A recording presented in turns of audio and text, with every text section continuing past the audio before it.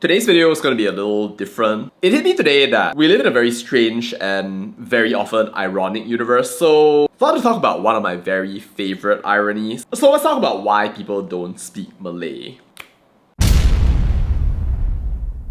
So poops, you go anywhere on the Malaysian internet and you will see people screaming about how kenapa komunis ni tak cakap bahasa Melayu? People literally crying out, insisting that you speak Malay. Even right now, as people are complaining about UEC, there are people complaining here and there about educational policy and also about how, whoops, their language is going to die. And you know, some of these comments are more insulting than the others. You've got people literally saying that, kenapa ni? You have Chinese people living in this country all these years. Even Bangladeshi immigrants also can speak better than you all. You know, I've always thought that was never actually helpful. And I thought about it even more and I come to this realization that this is actually the main reason why people don't want to speak the Malay language. I mean, let's be frank, right? People like that are not valuable to talk to. Like, the whole point of speaking a language is to communicate your knowledge. Ask, how are you? Tegur, supper.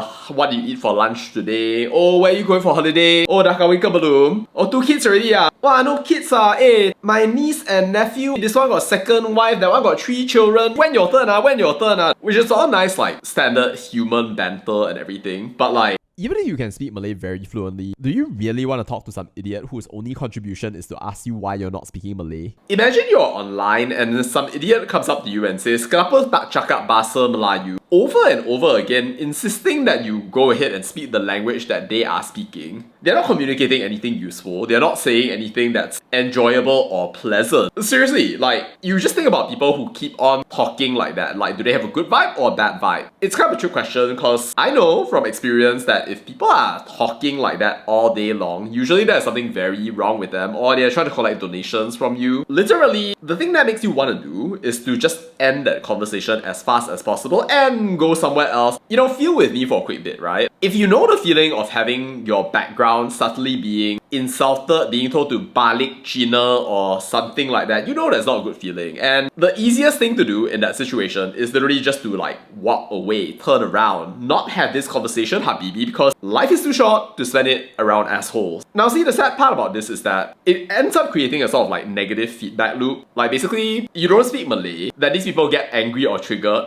then they scold you or tell you to go and speak Malay, then you run away, you speak even less Malay, and then these people get even angrier and then they scold you again, and it just kind of like cascades, and before you know it, they are spiraling down to the ground. Yet somehow or another, they keep on doing it and I've never understood why. You know, I've heard some variants of this here and there about how we must be nationalists. Korea and Japan use their own language. In Thailand, people speak Thai. Why can't Malaysia be doing exactly the same? And I think the answer to that is kind of simple. People actually want to speak Chinese, Korean, and Japanese. Like, you can argue about cultural policy all you want, but the fact is that they built some pretty amazing things in their own culture. Hallyu, anime, Lotus grocery shopping, I don't know. But basically they built something and then people want to come. It's not like you're just casually saying, yo, all of y'all need to speak Korean, Japanese, Thai. They're not so schizo to be telling you that you need to somehow satisfy their own egos, follow their language. This is the way we live. But somehow or another, we do it in Malaysia. We just constantly yap about race, religion, what language to use, what languages not to use. You even have that one joker who's going around asking for everything to be renamed into a Malay name or some nonsense like that, while screaming about Malaysia. And it just makes me wonder to myself, like, dude, how are you going to sustain this? As far as I know,